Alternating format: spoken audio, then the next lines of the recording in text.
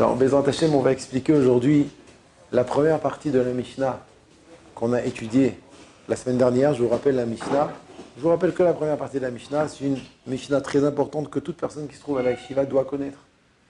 Amar Rabbi Yehoshua ben Levi, Bechol Yom Vayom, il dit Rabbi Yehoshua ben Levi, chaque jour, Bat Kol Yotzet Me'ar Chorev. Il y a une Bat Kol, c'est une voix céleste que on n'entend pas forcément avec nos oreilles corporelles, mais que notre Neshama elle entend. Ou Machrezet Ve'omeret. Et cette Bat Kol, elle est Machriza, ça veut dire elle proclame et elle dit. Il faut comprendre ce que ça veut dire, cette redondance. Machrezet Ve'omeret. Il suffisait de dire Omeret. Pourquoi Machrezet Ve'omeret? C'est sûr que si proclame, il dit. Pourquoi le Tanaï dit Machrezet Ve'omeret? Qu'est-ce qu'elle dit? Oy lahem la briot, malheur aux hommes, mais el bona shel Torah, qui offense la Torah. Et là, la question se pose, qu'est-ce que ça veut dire offenser la Torah? C'est quoi offenser la Torah? Comment on offense une Torah? Comment on offense la Torah? Tout de suite, il explique, Et tout de suite, Rabbi Yehoshua ben Levi écrit, il dit, Shekol mi she'eno osek baTorah nikra nazouf. Car toute personne qui n'étudie pas la Torah est appelée nazouf. Qu'est-ce que veut dire nazouf? En français, nazouf, c'est mis de côté, mis à l'écart. Toute personne qui n'étudie pas la Torah est mise à l'écart. Alors, avant d'expliquer ce que ça veut dire, je voudrais juste résumer ce que Rabbi Yehoshua ben Levi nous dit. Donc, chaque jour, il y a une Bat Kol qui sort de Har Chorev. Har Chorev, c'est l'Ar Sinaï, c'est l'endroit où on a reçu la Torah, qui proclame et qui dit « Malheur aux hommes qui offensent la Torah ». Et, je répète, on ne sait pas encore ce que veut dire offenser la Torah. Tout de suite, Rabbi Yehoshua ben Levi explique « Shekol mi she'eino osek baTorah nikra nazouf ». Alors, avant de rentrer dans l'explication, qu'est-ce que ça veut dire qu'il est appelé nazouf, quelqu'un qui n'étudie pas la Torah? Regardons ce qu'il y a écrit d'abord. Tout celui qui n'étudie pas la Torah, il est appelé nazouf. Ça veut dire, moi j'aurais pensé que pour être appelé nazouf, nazouf c'est mis de côté. Moi j'aurais pensé que pour être appelé nazouf, c'est-à-dire mis de côté, chose qu'on va expliquer dans quelques minutes, Bezrat Hashem, que ça veut dire être mis de côté. J'aurais pensé qu'il fallait faire quelque chose de grave. Faire une avéra, chas v'shalom. Nazouf, c'est vraiment, comme vous direz, le Metzora. Le Metzora, il est mis de côté. Le lépreux, par exemple, quand il dit du Lachon Hara, parce qu'il a dit du Lachon Hara, il est mis de côté. Et là, Rabbi Yehoshua ben Levi dit un chidouche terrible. Que celui qui n'est pas au sek Torah, il est appelé nazouf. Celui qui n'étudie pas la Torah, un juif qui vit dans ce monde et qui n'étudie pas la Torah, il est appelé nazouf. Nazouf, je répète, c'est être mis de côté. On va expliquer dans le Nefesh HaChaim d'aujourd'hui, Bezrat Hashem, qu'est-ce que ça veut dire. Donc déjà, il nous dit, Rabbi Yehoshua ben Levi, un chidouche atzum. Un chidouche qui est rappelé aussi dans Rabbeinu Yonah, qui est un rishon. Rabbeinu Yonah, c'est un rishon.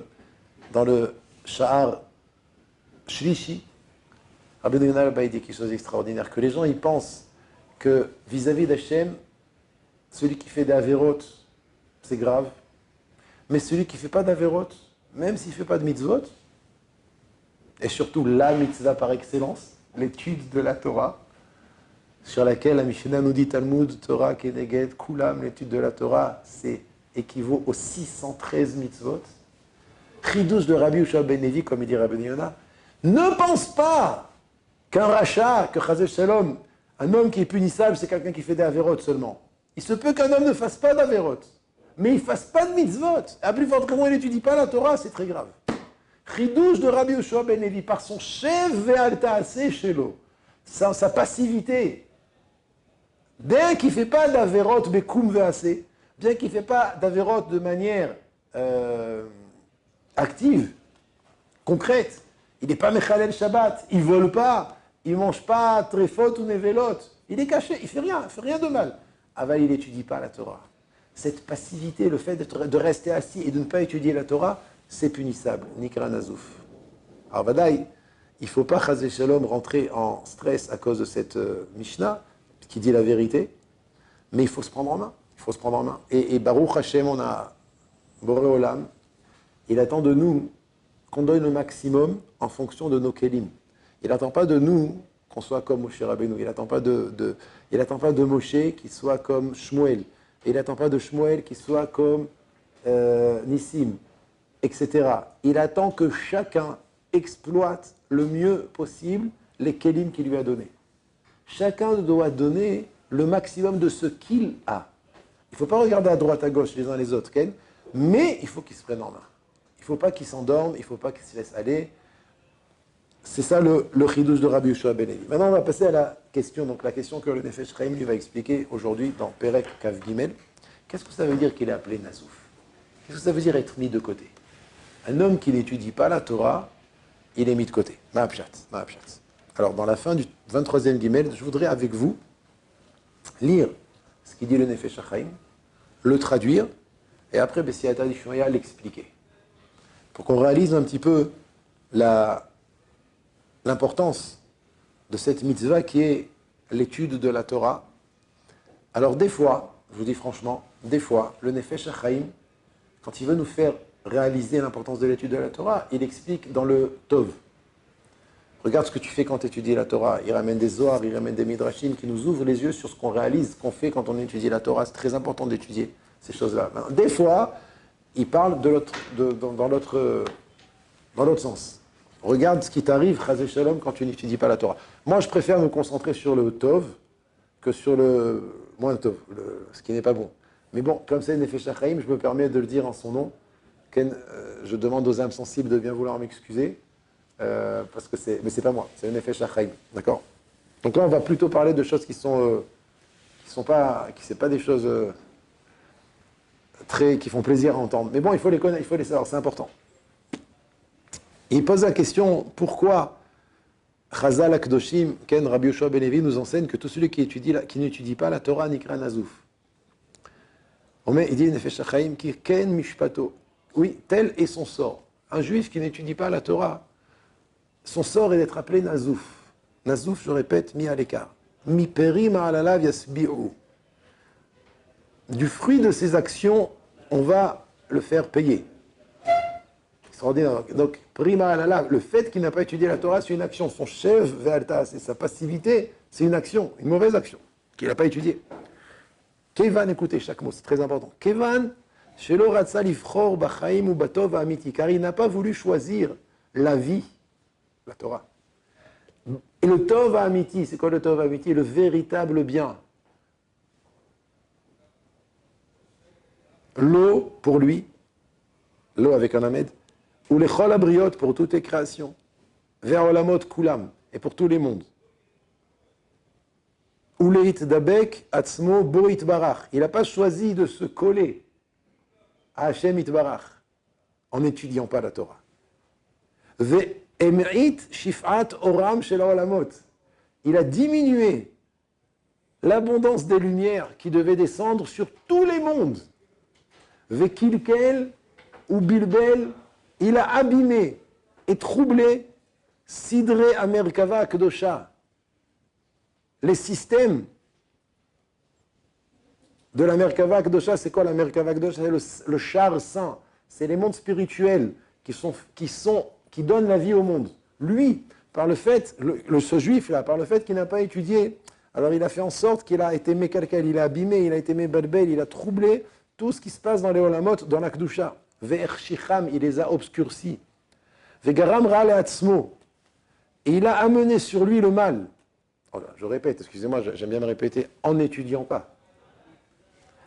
Chez Pachat Bigdea Kodesh, il s'est dévêti des habits saints, Kodesh, qu'il avait.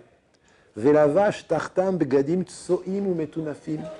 Et il a mis à la place, il s'est vêti, à la place des Bigdea Kodesh, il a mis des habits sales et dégoûtants. C'est un chidouche atzum, vous entendez ce qu'il dit là? Parce qu'il n'a pas étudié. Tout ça, c'est parce qu'il n'a pas étudié. Anaasim, qui sont faits, ces habits sales et dégoûtants, mais isketa avot, ze'aolam, qui sont faits des désirs matériels de ce monde. Quand il est occupé aux désirs matériels de ce monde, veta anugot, il y en avait les plaisirs du corps. Ve'u metume ou metunaf, même, il s'est impurifié et sali de ces désirs matériels et les plaisirs du corps. Un homme juif, quand il est tout le temps plongé dans les plaisirs matériels et les désirs du corps, alors il s'impurifie, il se salit. Ah voilà, maintenant, il dit le Nefesh Chaim, Vadaï shelo yanechu, c'est sûr qu'on ne va pas le laisser, on ne va pas le laisser s'approcher, Velo yuchal ikanes, il ne pourra pas rentrer, Alors je m'arrête un instant. Rabotai, pour expliquer ce Nefesh Chaim, il faudrait 2 heures. Mais nous n'avons que 10 minutes. Ouais? Qu'est-ce qu'il dit ici le Nefesh HaChaim? Qu'est-ce qu'il dit ici? Rabotai, ouvrez bien vos oreilles. Je vous aime. C'est pas des blagues, je vous aime. Donc je vais vous dire quelque chose comme qui vient de la bouche d'un père vers son fils. Écoutez ce qu'il dit le Nefesh HaChaim. C'est pas une punition. C'est pas une punition. Un homme qui n'étudie pas la Torah, il n'a pas le mérite de s'approcher d'Hachem, pas en tant que punition. Parce que c'est une metsiout. C'est une réalité. Hachem, c'est la Kedusha. Il n'y a qu'en étudiant la Torah qu'on peut se vêtir de Kedusha et donc de s'approcher d'Hachem. T'as pas la kartis Knissa. T'as pas le billet qui te fait rentrer. Rabotai, il y a un moment où même dans ce monde, on pourra dire Einod Milevado, on le palpera. Aujourd'hui, on est dans un monde de Nisayon, dans un monde de l'épreuve. Dans le monde de l'épreuve. Après, quand on quitte ce monde, il n'y a plus d'épreuve. C'est que le Hémet. Mais le Hémet, il va se dévoiler même dans ce monde. À partir du moment où le Hémet se dévoile dans ce monde, ou quand on va arriver dans le Olam Haba, Bezrat Hashem, à 120 ans, il faut qu'on puisse rentrer et se rapprocher de la Kedusha. C'est la seule chose qui existe là-bas. Et pour ça, on a besoin de Torah. Donc si on ne nous laisse pas s'approcher, on est mis de côté. Nikra Nazouf. Explique le Nefesh HaChaim. C'est pas une punition, c'est une metsiout. T'as pas ce qu'il faut pour rentrer. T'as pas ce qu'il faut pour te rapprocher de la Kedusha. Parce que la seule chose qui permet l'homme de se rapprocher de la Kedusha, c'est l'étude de la Torah. C'est ce qui va lui permettre de se vêtir des Bigdei HaKodesh. C'est ce qui va lui permettre de se purifier, en purifiant son esprit, en purifiant son cœur. Sans Torah, il n'y a pas de Kedusha. C'est pour ça qu'il dit, le Nefesh HaChaim, que de par sa passivité, son chef ve'al-ta'aseh, le fait qu'il est resté assis et il n'a pas étudié la Torah, il a brûlé la vie, 1 an, 2 ans, 10 ans, 20 ans, il arrive là-bas, on lui dit, voilà la carte Knissa. Comment tu peux rentrer? Comment tu peux t'approcher d'Hachem? Et là-bas, il n'y a que ça, comme j'ai dit. J'ai pas fait d'Avérote. T'as peut-être pas fait d'Avérote, mais t'as pas fait la Torah. Et c'est la Torah, l'accomplissement des mitzvot qui te fait gagner ton Olam Haba, qui te fait rapprocher du Hémet. Imaginez-vous un instant, quand il y aura Ein Od Milvado, ça veut dire, et dans ce monde, et dans le monde Olam Haba, imaginez-vous dans un mariage, on ne vous laisse pas rentrer. Le mariage d'un très très bon ami, on ne vous laisse pas rentrer. Vous voyez, les gens, ils dansent, ils mangent, et toi, tu es dehors, tu ne peux pas rentrer. C'est un petit exemple. C'est 1/1000 de ce qu'un homme il ressent quand on ne le laisse pas rentrer dans le Olam Haba. Et ça dépend de la Torah qu'on étudie. Comment tu vis? Et comme j'ai dit tout à l'heure, on ne t'a pas demandé d'être Moshe Rabbeinu. On t'a demandé d'exploiter le 100% de ce que tu as, de ce qu'Hachem t'a donné. Tu exploites. Et plus tu exploites, plus tu étudies avec joie, et plus tu réalises la valeur de chaque mot de Torah, ce que c'est. Et moins tu perds de temps, et moins tu parles d'autres choses, et moins tu te connectes aux informations et à toutes les choses que tu entends qui passent dans ce monde, ça fait partie de l'épreuve, Ken. Et plus tu auras la possibilité de rentrer, et de t'approcher, et de profiter de la Kedusha, du Hémet, du Tov Ha'amiti. Tout dépend de ton chibour avec la Torah. Plus tu es mechoubar avec la Torah, plus tu fusionnes avec la Gemara, plus tu fusionnes avec le Chumash, plus tu fusionnes avec la Halacha, avec le Moussala, avec la Chassidut, tout ce qui concerne la Torah, plus tu se rapproches et plus on te laissera rentrer. Et l'inverse. Plus tu auras brûlé ta vie.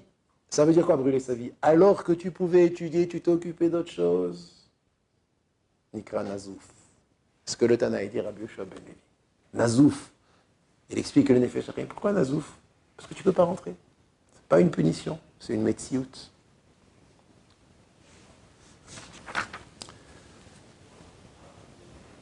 Ah non, ça ne veut pas dire qu'il n'y aura pas de punition. Hein. Il y aura la punition aussi. Rabbi Yonah dit Keshem chez Sachar, Talmud Torah. De la même manière que le salaire de l'étude de la Torah, c'est le plus grand salaire, parce que Talmud Torah est Neged Kulam, ainsi, la punition, écoutez, la punition la plus grave, c'est la punition du Bitul Torah. Je cite un Talmud Yerushalmi, ouvrez bien grand vos oreilles. Ramenez dans Rabbi Yonah aussi dans Sharet Shuvah. Viter akadosh baruchu alavon avodah zara vegilui arayot veshfichut damim velo viter alavon bitul Torah. Kadosh baruchu il était prêt à pardonner la faute de avodah zara l'idolâtrie, il était prêt à pardonner la Vodazara. Gilou Arayot, il était prêt à pardonner Gilou Arayot. Et Shfichut Damim c'est le meurtre, il était prêt à pardonner ces trois choses, mais Bitul Torah, il n'est pas prêt à pardonner. Ça, quelqu'un qui fait Bitul Torah, il ne pardonne pas. Pourquoi c'est si grave? Pourquoi c'est si grave? On comprend. Le Yetzerara qui te fait faire Gilou Arayot, Vodazara, Shfichut Damim, c'est quelque chose qui est... Ah bon, c'est pas aujourd'hui, c'est quoi la Vodazara? Mais Gilou Arayot, on sait ce que c'est, Ken? On sait ce que c'est. Pas la peine d'expliquer. Et Shfichut Damim aussi, on sait ce que c'est. Vexer quelqu'un, c'est aussi Shfichut Damim. Le faire rougir en public, c'est aussi Shfichut Damim. On sait ce que c'est. Il y a Yetzerara, alors on travaille sur nos midot, on va faire tchouva. Mais Bitul Torah, c'est quoi? C'est tu te détaches de la vie. Bitul Torah, tu n'as rien compris pourquoi tu vis dans ce monde. On accepte que tu as un Yetzerara, Sheva Yipol Tzadik, Vekam, il tombe, un homme il fait des avérotes, il se redresse. Mais s'il fait Bitul Torah, c'est qu'il va dans le sens inverse de la vie. Il ne comprend pas pourquoi il vit, Bichlal. Pourquoi tu vis? Qu'est-ce que tu fais ici, dans ce monde juif? T'es né pourquoi? Chaque seconde de vie qu'on a à Rabotaï, c'est pour qu'on puisse profiter de la présence d'Akadosh Baruch Hu. Déjà dans ce monde, à plus forte raison dans le monde futur. Et ça, c'est par l'étude de la Torah. L'oviter à la von Bitul Torah. Akadosh Baruch Hu n'a pas pardonné la faute de Bitul Torah. Bitul Torah, c'est Nora. Et encore une fois, sans stress. Sans stress. Quelqu'un qui stresse. Bitul Torah. Bitul Torah. Bitul Torah. Bitul Torah. Alors, mais tu dis pas la Torah comme ça, frérot. Torah, c'est Bekev. Pour pouvoir étudier, il faut être heureux. Et si tu penses au Bitul Torah, tu n'es pas heureux. Si tu penses toute la journée comment Hachem va me punir, c'est pas bon, c'est pas comme ça qu'on dit. Mais quand on parle de Bitul Torah, c'est qu'on comprend qu'il faut étudier la Torah avec Simcha, mais sérieusement, se prendre en main. Arriver à l'Eurocéder, étudier de toutes ses forces, pas de téléphone, déconnexion totale avec tout marchir. Et quand on étudie, on est plongé dans la Sugia, on rayonne. C'est le moment où tu vis maintenant, c'est maintenant que tu vis. Quand tu es dans la Sugia, tu vis, le reste c'est des... Tu dois manger pour vivre, pour pouvoir étudier la Torah. Tu dors pour pouvoir étudier la Torah. Le centre de ta vie, c'est le moment où tu étudies. Tous les chemins mènent à l'étude de la Torah. Zaïkar!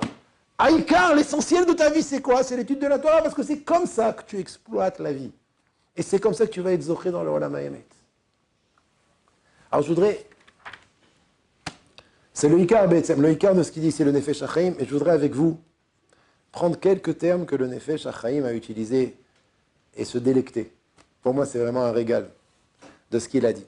Alors, je vais répéter ce qu'on a vu et je vais m'arrêter sur quelques points.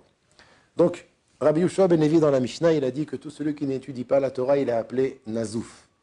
Et explique le Nefesh HaChaim, Kichen Mishpato, tel est son sort. Mi perim ha'alalav yasbi'u. Le fruit de ses actions, on va lui donner. Kevan, shelo ratza lifchor b'chaim ou batov amiti. Alors je m'arrête. Pourquoi c'est comme ça? Parce qu'il n'a pas voulu, en n'étudiant pas la Torah, il n'a pas voulu choisir la vie. Aïe, aïe, aïe, aïe, aïe, il n'a pas voulu choisir la vie. Vous entendez ce que ça veut dire? Il n'a pas voulu choisir la vie. Excuse-moi, mais quand je vais au resto, je choisis la vie, moi.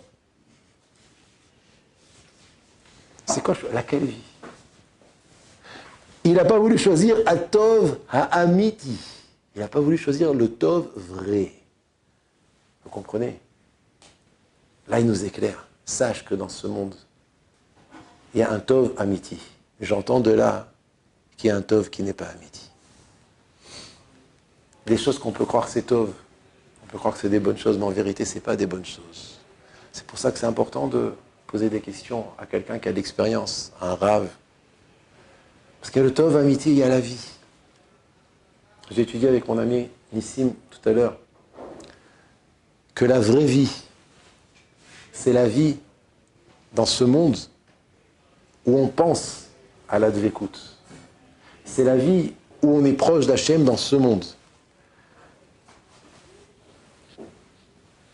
C'est la vie où on étudie la Torah. C'est soit on pense au Tachlit, le but, qui est la Dvekout B'Hachem, soit on pense, soit on est dans la Dvekout.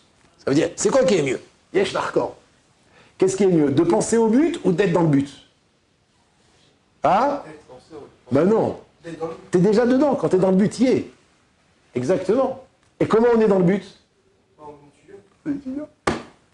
Man bedavik beoraita, celui qui est collé à la Torah, il dit le soir, Davik bekutcha brichou, il est collé à Dieu. Parce que la Torah et Dieu, c'est une chose. Donc quand t'es collé à la Torah, t'es collé à Dieu, c'est là que tu vis. Alors t'as un autre moyen de vivre, c'est quand tu penses au but. penses à la Dvekout. Je suis là pour arriver à la Dvekout. Mais tu n'es pas dans la Torah. Donc tu penses au but, c'est bien, c'est déjà bien. Tu vis là aussi. Mais le top des tops, le sommet, le plus haut niveau de Dvekout, c'est quand tu es dans le but. C'est quand tu es Davik Beoraita, quand tu es collé à la Torah. Parce que même des Davik Beoraita, celui qui est collé à la Torah, il est collé à Hachem. Vous vous rendez compte, Rabotai? Quelle route? Et ça, c'est que dans ce monde, par contre. Ça, c'est que dans ce monde. Ah! C'est que dans notre monde, c'est fini. Tu ne peux plus étudier là-bas. Là-bas, tu profites de ce que tu as fait ici. Pourquoi on donne 70 ans? 70 ans, Bezrat Hachem, 120 ans. C'est pour t'investir, pour après vivre dans le monde futur. Mais ce que tu ne fais pas ici, tu ne le feras pas là-bas. Il n'y a que ici, il n'y a que dans ce monde qu'on peut agir. Il n'y a que dans ce monde qu'on peut s'investir. Il n'y a que dans ce monde qu'on peut travailler. Ouais? Et donc, dans ce monde, tu peux te coller à la Torah. Chaque seconde que tu te colles à la Torah, tu te colles à Hachem, et ça aura une incidence dans le Olam Haba. Messieurs, je vous bénis, n'oubliez pas une chose. Le plus important, c'est d'étudier Bessimcha, pas des stress.